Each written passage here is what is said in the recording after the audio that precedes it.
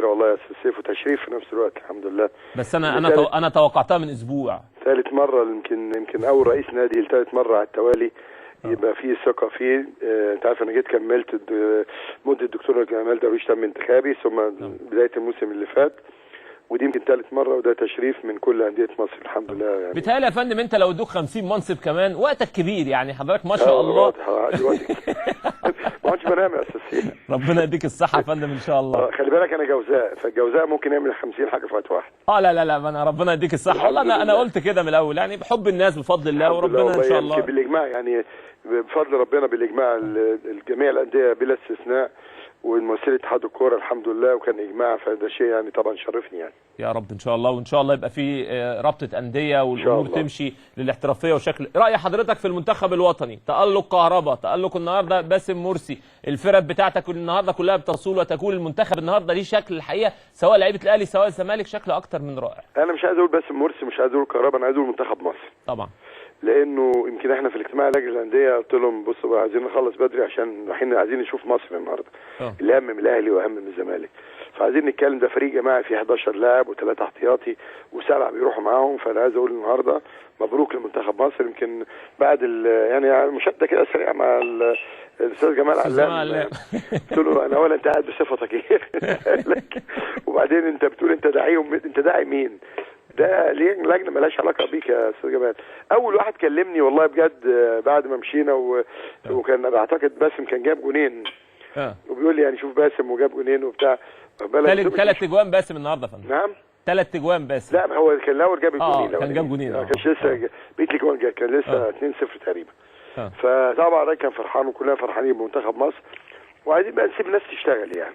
طبعا يعني بص، يختاروا من الزمالك، يختاروا من الاهلي، من الاسماعيلي، يعني يسيبوا الناس تشتغل. ده مش مجال حديث يا فندم طبعا. يعني انا ملاحظ ايه، لو خد مش عارف واحد وساب واحد يقول لك هو طب سابه ليه؟ اصل اسامه نبيه زملكاوي، اصل مش عارف مين اهلاوي.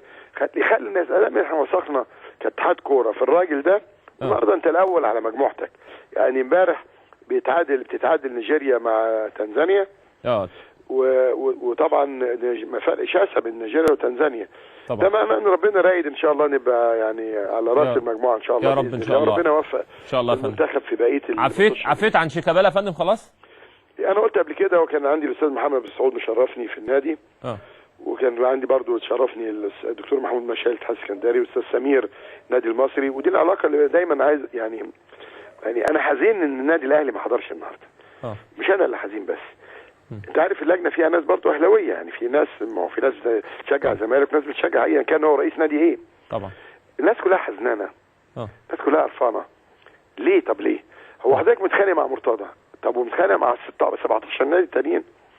طب ما تيجي تشوف النادي المحله الجديد واسوان النهارده اللي كرمناه، وصممت يبقى ممثل الصعيد في اللجنه. لا سمعت ان في شهر عسل النهارده بين حضرتك والمهندس ماجد سامي.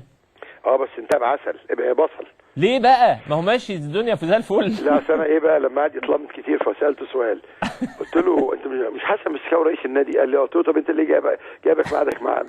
انا بهزر معاه يعني. فقال لي طب ناخد واحد سيلفي مع بعض عشان الناس تعرف ان احنا اصطلحنا. والله كان قعده جميله ومحترمه ومثمره. عندنا ميعاد مع السيد رئيس الوزراء والسيد وزير الشباب والرياضه عشان عندنا مشاكل، مع السيد وزير الداخليه عشان الجماهير. انا كنت اتمنى، انا برضو عايز افصل دايما بين النادي الاهلي ومجلس ادارته.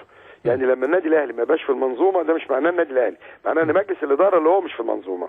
كنت اتمنى النهارده يجي ممثل النادي الاهلي ويبقى موجود مع الناس، وخاصه انت عندك نادي الاتحاد السكندري عامل بيان ضدك النادي الاهلي او مجلس ادارته، وعندنا الاسماعيلي مشكله بتاع السوليه، وعندنا المصري مشكله مش عارف ايه، وعندنا الزمالك. اعتقد الجلسات دي يا استاذ سيف لما بنقعد مع بعض بيتحل 80% من المشاكل. تخلص الدنيا مش كده؟ 80% من المشاكل طبعا تخلص وتهدي الدنيا يا فندم ان شاء الله. فاتمنى يعني ان المسؤولين في النادي الاهلي مقاطعين اتحاد الكوره ولجنه المسابقات ولجنه شؤون اللاعبين ولجنه التظلمات والنادي مش عارف ايه ونادي ايه، مش ما فيش دنيا، ما فيش حد كده. عمر ده ما كان النادي الاهلي. ده النادي الاهلي كان محتضن كل الانديه دي، محتضن، وكان بيشاور لاي نادي انا عايز لاعب فلان يقول له اتفضل. لان العلاقات كانت دي المجالس محترمه وعلاقات فيها يعني حوار مؤدب محترم.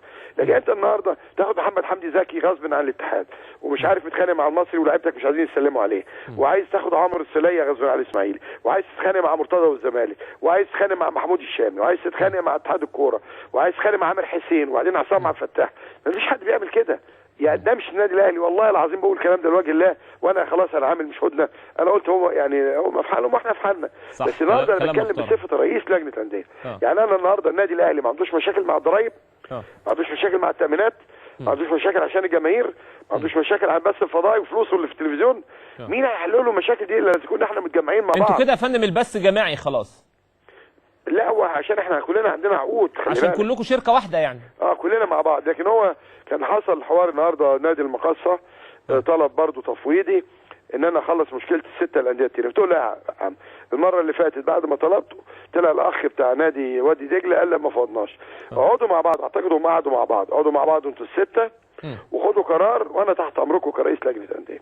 اتمنى الموسم الجاي، اتمنى، انا كان محمد كامل اللي بيكلمني من شويه، اتمنى ان انا اشوف استديو في الحياه، اشوفك انت وحازم وضيوفكم، اتمنى اشوف استديو عند شوبير وضيوفه ان شاء الله، حسن المستكاوي، اتمنى اشوف في الاستديو بتاع صدى البلد طبعا في سي بي سي، اتمنى اشوفه في النهار عند كريم حسن شحاته والكوكبه اللي معاه، اتمنى اشوف طبعا في النيل رياضه. نفسنا نشوف المباريات بتاعه الدوري في كل استديوهات مصر، بالاضافه للاستديو الحصري اللي هو هيتفق معاه محمد كامل، واعتقد هيبقى من دوله الامارات المتحده. هو دفع فلوس كتير يا كابتن، بس يا ريس هو دفع فلوس كتير، بس هو المهم بقى يلمها، هو ده المهم. محمد ربنا رزقه والحمد لله، كان وشنا حلو عليه. ده حلال محمد الحقيقه. هو انسان مؤدب. بكلمك بقى وعايز اقول لك حاجه. اتفضل. انا قعدت فتره كده اقرا ايه محمد ما بيدفعش يا جماعه. محمد زود العقد بتاع الزمالك. تاني زود. يا فندم كل ما حضرتك تطلع تقول الكلمتين دول الدنيا بتولع عليه. زود عقد الزمالك، ما كانش عنده ولا مليم، بالاضافه ل 5 مليون بتوع الدوري اللي ما كانش متوقع ولا متخيل وهو بيمضي ان الزمالك ياخد الدوري. كان بيقول لك ده جايب لعيبه من الانتاج، مع احترامي طبعا انديه انتاج الحاوي طبعا، بس اسمح لي الاول ترحيب بنادي المحله ونادي اسوان ونادي انتاج الحربي، كلها انديه محترمه اول مره يحضروا معانا النهارده. لكن هو ما كانش محمد كامل في دماغه انه معاه عمرو، تعرف عمرو وهبه بقى برضه ايه يعني لئيم شويه، قال له اكتب له 5 مليون هياخدهم فين؟ تمام. فهو محمد لقى نفسه يدفع 5 مليون دوري وزودنا حوالي 19 مليون، واخد بالك؟ لكن هو ملتزم معانا، كل شيكاته ما فيش شيك اترد لغايه دلوقتي. الحمد لله. هيبقى فاضل مشكله صغيره جدا، هي مشكلته مع اتحاد الكوره. انا طبعا يعني جالي برضه، مش عايز اقول يعني، في ناس مسؤولين كلموني ان انا اتدخل بصفه رئيس لحل هذه المشكله بين الشركه الراعيه وبين اتحاد الكوره، وبعدين في الاخر دي رياضه. يعني انا ممكن اتعثر الشهرين ده، واخد بالك؟ طب ما هو الدوري واقف شهرين. هي يا فندم هي مركب واحده، يعني هي في النهايه الوزاره واتحاد الكوره ومحمد كان مركب واحده. بس انا مش شركه، انا عايز اقول بس للمسؤولين ايه، الرياضه دي مش شركه ليها ميزانيه، لا الرياضه دي غير كده خالص. طب انت وقفت الدوري شهرين او قلت من غير جماهير، انا قدرت اتكلم، انا بساعد معاك، انا بقول لك انا معاك عشان امن البلد، امن الوطن.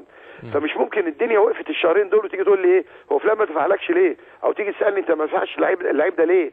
ما انا ما دفعتش عشان ما خدتش الشركه الراعيه، والشركه الراعيه ما دفعتش علشان ما سوقتش. انا اتكلم بصراحه. فلازم كلنا احنا في مركب واحد. بس في مرونه يا فندم من سياده الوزير معاه، يعني الجهه الاداريه حتى يعني في الخطوات اللي اتحاد الكره بياخدها في مرونه معاه ان شاء الله، يعني باذن الله ان شاء الله. ببارك لمنتخب مصر، ببارك لمستر كوبر واسامه واحمد ناجي، ببارك